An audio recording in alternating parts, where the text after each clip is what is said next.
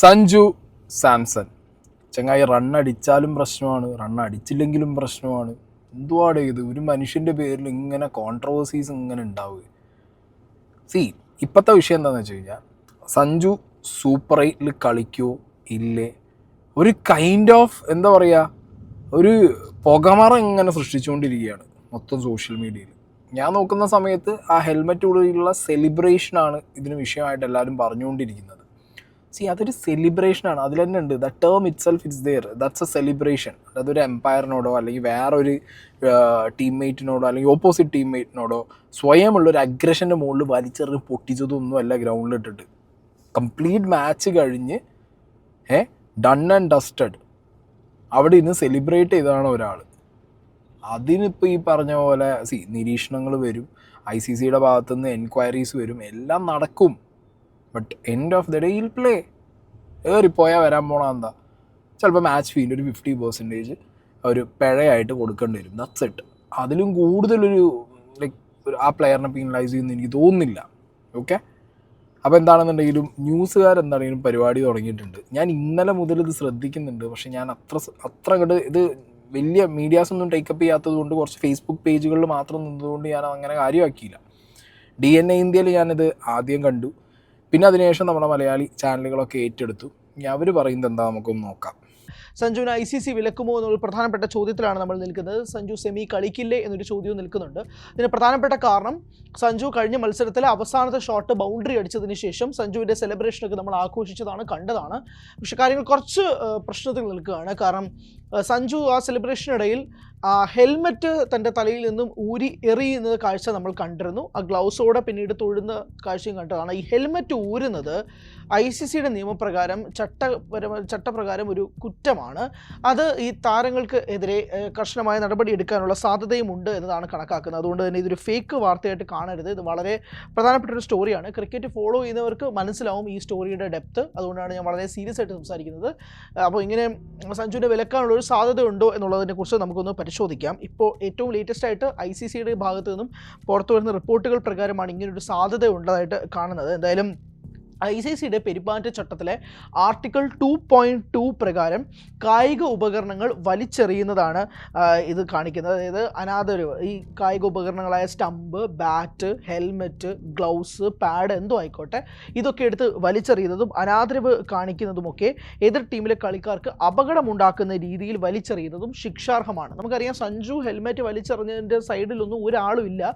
പക്ഷേ എന്നാൽ പോലും എതിർ ടീമിന് അത് വാദിക്കാം, അല്ലെങ്കിൽ മാച്ച് റെഫറിക്ക് അങ്ങനെ തോന്നുകയാണ് ഈ പ്ലെയർ മനഃപൂർവ്വം ഹെൽമെറ്റ് എറിഞ്ഞ് ഒരാളെ പരിക്കേൽപ്പിക്കാനാണ് ചെയ്തതെങ്കിൽ ഒരു പക്ഷേ മാച്ച് റെഫറിക്കും അങ്ങനെ ഒരു തീരുമാനം എടുക്കാം. എന്തായാലും ഇതിൻ്റെ ഡിസൈസീവ് പവർ മാച്ച് റെഫറിക്ക് തന്നെയാണ് എന്നത് പറയേണ്ടി വരും. എന്തായാലും സഞ്ജു ഹെൽമെറ്റ് അലക്ഷ്യമായിട്ട് വലിച്ചെറിയുന്നത് നമ്മുടെ ദൃശ്യങ്ങളിലുണ്ട്. ഇത് സഞ്ജുവിന് നടപടി ഉണ്ടാക്കാനുള്ള കാരണമാകുമോ എന്നുള്ളതാണ് ഏറ്റവും പ്രധാനപ്പെട്ട ചോദ്യമായിട്ട് നിൽക്കുന്നത്.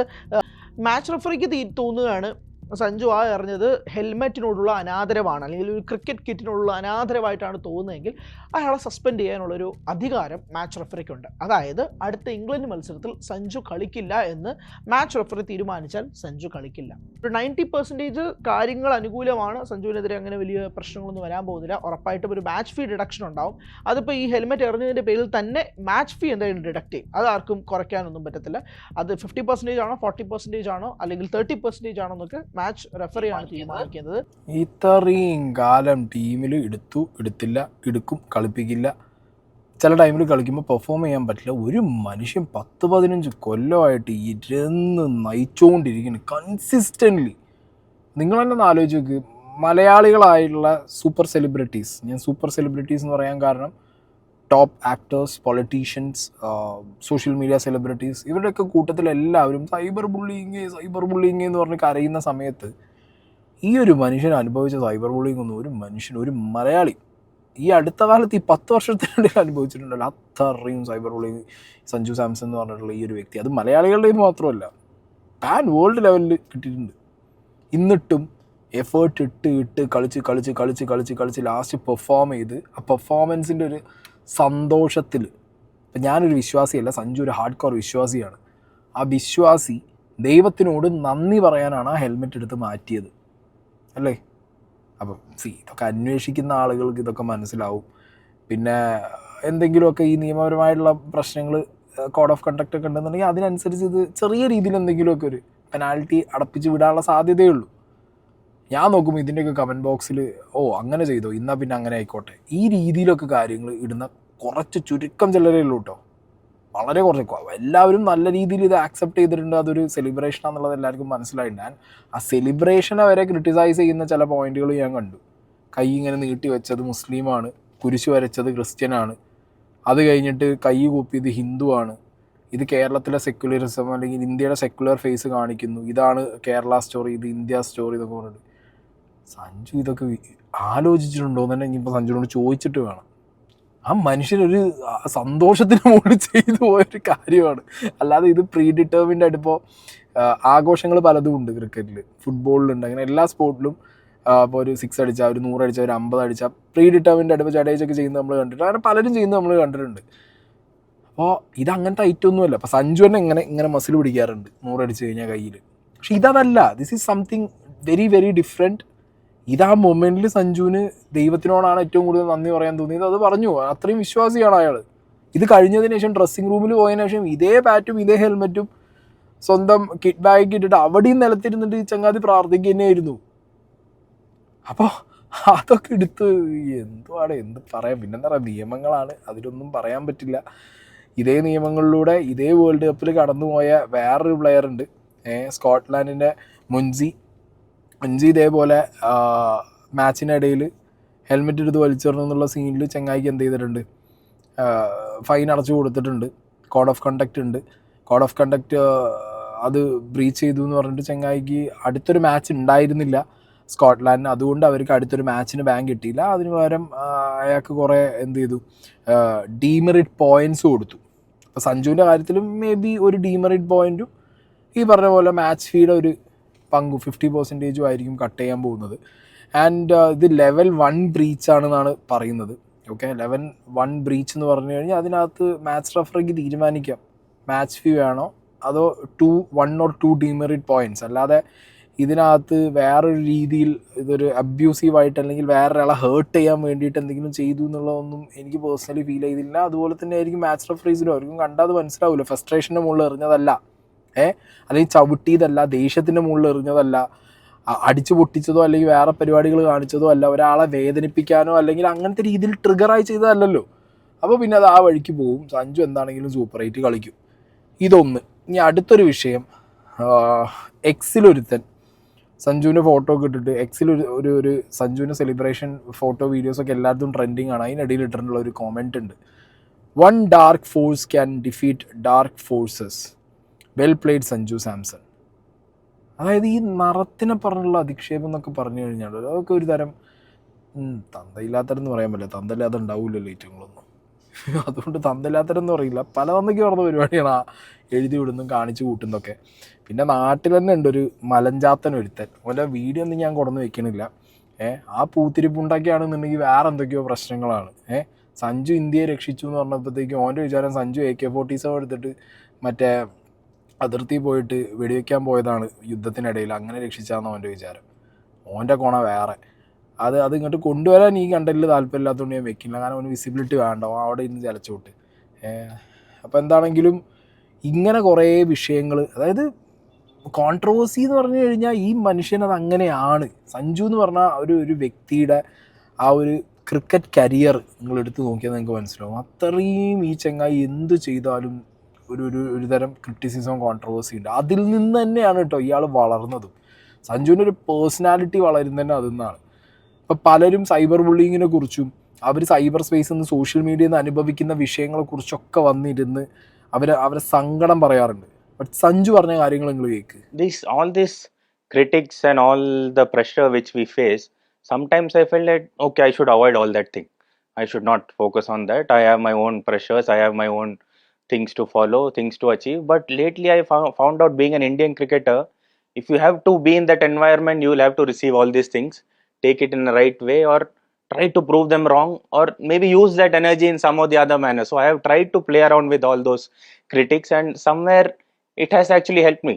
So sometimes I was like, okay, I want to be a batsman who scores a 10 ball 30 for my Indian team, and that's how I want to be known.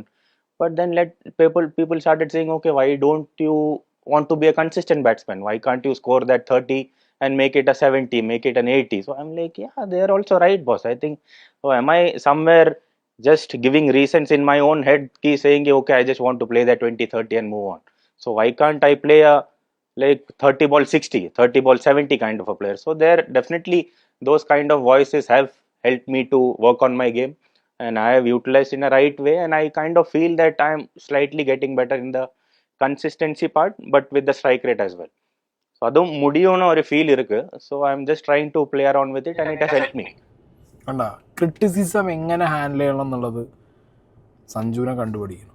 അത്രയും മാസീവ് ക്രിറ്റിസിസമാണ് വരും. ഇപ്പോൾ നമുക്ക് എത്ര ഇഗ്നോർ ചെയ്യാൻ പറ്റും? ഇപ്പോൾ പല സാഹചര്യത്തിലും ഫോൺ മാറ്റി വയ്ക്കാറുണ്ട്, അല്ലെങ്കിൽ അക്കൗണ്ട് നോക്കാതിരിക്കാറുണ്ട്, അങ്ങനെയൊക്കെ ചെയ്യുന്ന പലരും ഉണ്ട്. പക്ഷേ സഞ്ജുവിനെ കൊണ്ട് ഇപ്പോൾ ഒരു സോഷ്യൽ മീഡിയയിൽ നിന്ന് മാറി നിന്നാലും ക്രിക്കറ്റ് സർക്കിളിലാണ് നിൽക്കുന്നത്. അവിടുന്ന് ഇവിടുന്നൊക്കെ പറയും. ചില കോച്ചുമാർ കാണും, ചില ഫ്രണ്ട്സ് കാണും, ചുമ്മാ കയറി ചെന്നിട്ട് അങ്ങനെ കളി. ഈ അഡ്വൈസ് കൊടുക്കാനും കോച്ച് ചെയ്യാനും ആൾക്കാരെണ്ണം കൂടും ക്രിക്കറ്റ് കളിക്കുമ്പോൾ. ഈ സ്പോർട്സ് പേഴ്സൺ ആയുള്ള വിഷയം അവിടെയാണ്. വന്നവനും പോയവനും ഒക്കെ വന്ന് കോച്ച് ചെയ്തിട്ട് പോകും. ആ ഡ്രൈവ് ശരിയായില്ല, ആ കട്ട് ശരിയായില്ല, ആ ബാറ്റ് ലിഫ്റ്റ് ശരിയായില്ല, ആ ഫ്രണ്ടിൽ വന്ന് ബാക്കിലേക്ക് പോകുന്ന ആ ഒരു ഇനീഷ്യൽ മൂവ്മെൻറ്റ്സ് ഭയങ്കര മോശമാണ്. ഫ്രണ്ടിൽ കളിക്കണം, ബാക്കിൽ കളിക്കണം. ഈവൻ സഞ്ജുവിനെ ഏറ്റവും കൂടുതൽ ഈ അടുത്ത് ക്രിട്ടിസൈസ് ചെയ്തതും സഞ്ജുവിനെ ഏറ്റവും കൂടുതൽ പൊക്കി പറഞ്ഞതും ആ ഒരൊറ്റ ബാറ്റിംഗ് സ്റ്റാൻസും ആ ഒരു അപ്രോച്ചാണ് ബോളിനോടുള്ള. ഡീപ്പ് ഇൻ ദ ക്രീസ് വന്നിട്ട് പിന്നെ ഫ്രണ്ടിലേക്ക് പോവുക. അതായത് മാക്സിമം ബോളിൻ്റെ ആ ട്രാവലിംഗ് ഡിസ്റ്റൻസ് കൂട്ടിയിട്ട് അതിൻ്റെ ഹൈറ്റും അതിൻ്റെ സ്പീഡും ജഡ്ജ് ചെയ്തിട്ട് അവിടുന്ന് അടിക്കുന്ന പരിപാടി. ഐ എം പ്രിട്ടി ഷുവർ ഇപ്പോൾ ഭയങ്കര അൺകൺവെൻഷനലായിട്ട് ബാറ്റിംഗ് സ്റ്റാൻസുള്ള ഒരുപാട് പേരുണ്ട്.